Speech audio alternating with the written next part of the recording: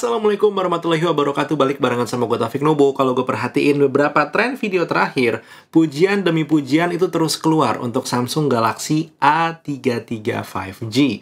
Dan jujur gue jadi penasaran, apakah emang handphone yang satu ini sebagus dan semenarik itu?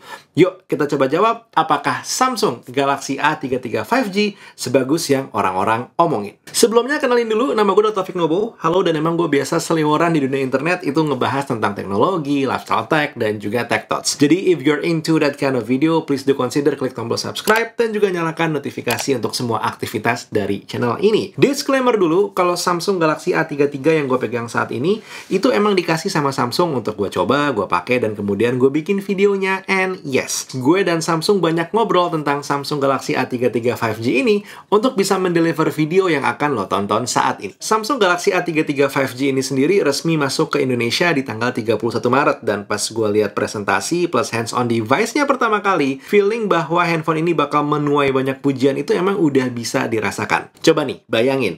Device yang harganya mulai 4 jutaan tapi udah pakai chipset 5 nanometer Exynos 1280. RAM-nya mulai dari 6 GB up to 8 GB. Dengan storage ada pilihan 128 dan juga 256 GB. Layarnya udah Super AMOLED dengan refresh rate 90 Hz, ukuran 6,4 inci, FHD+, dengan baterai 5000 mAh dan udah support fast charging 25 watt. Setup kamera belakangnya 48 megapiksel main kamera with OIS, 8 megapiksel ultra wide angle kamera, 2 megapiksel depth sensor, 5 megapiksel makro kamera, dan juga 13 megapiksel untuk kamera depannya. Sounds too good to be true, tapi emang itulah spesifikasi dari Samsung Galaxy A33 5G. Secara desain, handphone ini udah masuk kelasan seri A yang tier atas deh, kalau kata gue gitu ya. Bodinya mirip-mirip sama Samsung Galaxy A53 dan juga A73 secara desain, rasa di tangannya pun mirip dengan Samsung Galaxy A53, dan gak ketinggalan lo juga masih bisa mendapatkan warna yang playful. Satu hal yang bisa gue bilang emang sengaja dibikin Samsung Galaxy A33 ini terlihat di bawah A53, itu adalah di bagian layarnya,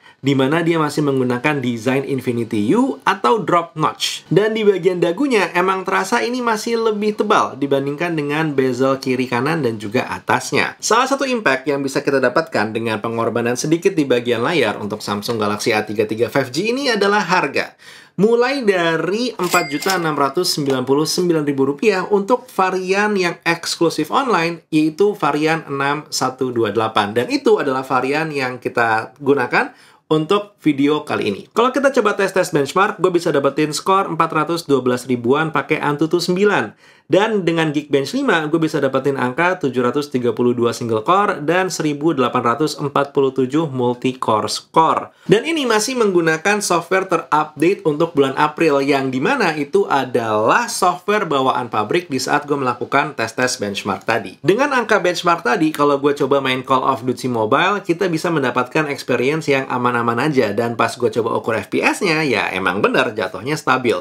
Hanya sempat drop sedikit ke 47 FPS, tapi ini juga hanya sesekali banget. Selebihnya cenderung aman. Performa CPU dan GPU juga jatuhnya aman untuk kelasan game yang emang tidak terlalu berat seperti Call of Duty Mobile ini. Sementara kalau lo menggunakan handphone ini untuk aktivitas harian, Samsung Galaxy A33 5G ini udah handal buat aplikasi-aplikasi yang kayak social media, messaging, dan segala macamnya. Salah satu keunggulan yang gue rasakan banget sebenarnya dari handphone ini adalah di bagian layar. Secara warna, buat multimediaan, layarnya udah enak banget dan udah HDR10 pula gitu ya. Jadi konten-konten gelap itu masih kelihatan dengan cukup baik.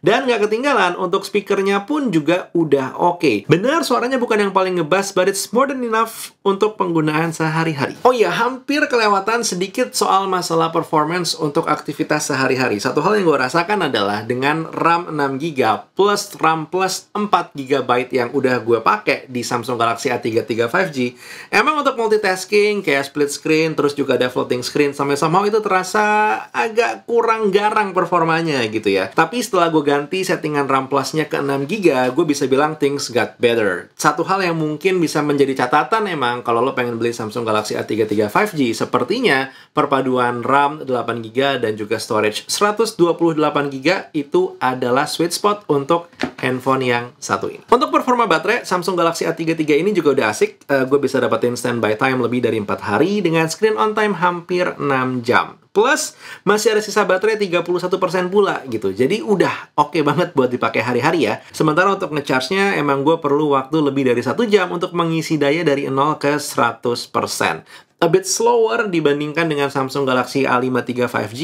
I don't know why, tapi menurut gue pribadi it's not a big issue. So yeah, it's okay. Dari sisi kamera, nah ini ya, kalau lo bukan pixel peeper, lo melihat satu buah gambar as a whole picture, Samsung Galaxy A53 5G ini masih oke-oke aja. Bahkan bisa menghasilkan gambar yang menurut gue pleasing. Tapi kalau lo doyannya pixel peeping pada kondisi low light, beberapa hasil foto Samsung Galaxy A53 5G ini kadang bisa terlihat mushy kalau bahasa gue ya. Kayak seperti gambarnya pecah dan juga noisy. Tapi sebenarnya ini selain depends on the object, juga sangat tergantung dengan kehandalan lo dalam melihat satu buah objek itu pencahayaan tepatnya gimana gitu ya. Untuk masalah image processing, kita udah ngerti lah Samsung itu seperti apa image processingnya gitu ya. Dan di Samsung Galaxy A53 5G ini lo masih bisa mendapatkan gambar yang terlihat dynamic range-nya luas. Walau secara white balance, somehow gue masih bisa merasakan kok ultra wide angle-nya lebih pleasing ya untuk white balance-nya dibandingkan dengan main kameranya. Ini tapi pure masalah taste, bisa jadi gue dan lo ini berbeda. Oke, ini contoh hasil kamera belakangnya Samsung Galaxy A53 5G yang kita pakai. Ini mode paling tinggi 4K UHD 30 fps ya. Berhenti di situ sengaja sambil coba dipakai jalan, pengen pakai OIS-nya buat ngilangin micro jitter gitu ya. Jadi sambil gini di bawah-bawah ya ini masih bisa. Wah, agresif juga ya. Secara apa namanya nih mainin exposure-nya. Ini gue lagi lihat ke langit, looks-nya seperti ini, dan begitu gue pindahin, wow, langsung blown out langitnya. Kalau gue coba mainin ke sini, ya, dynamic range-nya kalau di mode video kurang lebih seperti ini. Cuman kalau kita coba ngambil foto di posisi ini, kurang lebih hasilnya seperti ini.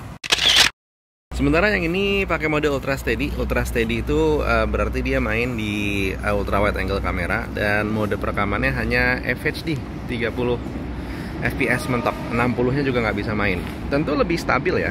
Tapi dynamic range-nya memang bisa dibilang terasa lebih limited, walaupun mungkin secara result lo lebih suka begini. Jadi auto exposure-nya nggak terlalu apa ya, tidak seagresif seperti yang tadi. Dan itu dia obrolan kita tentang Samsung Galaxy A53 5G, satu buah handphone yang emang menarik. Jadi kalau kita coba menjawab pertanyaan di depan, apakah handphone ini semenarik itu dan juga sebagus itu, sesuai yang diomongin orang-orang, jawabannya adalah iya. Apalagi kalau lo ngebandinginnya ini ke Samsung Galaxy A31 dan juga A32. Wah, udah ini menang jauh. Gimana kalau dibandingin dengan Samsung Galaxy A53 5G? Nah, ini cuman bisa gue bilang begini ya, harga itu tidak bohong. Jadi ya silakan diperhatikan detail-detailnya, which one yang memang membuat lo lebih tertarik. Karena kan semua itu juga ujung-ujungnya keinginan terbatasi oleh faktor dompet juga.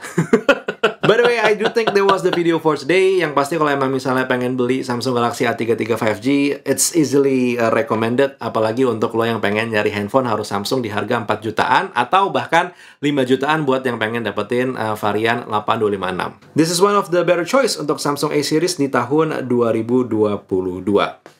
Anyway, that was the video for today. Seperti tadi gue bilang, kalau mungkin lo ada satu atau dua pendapat yang pengen disampaikan tentang Samsung Galaxy A33, monggo silahkan tulis di kolom komentar.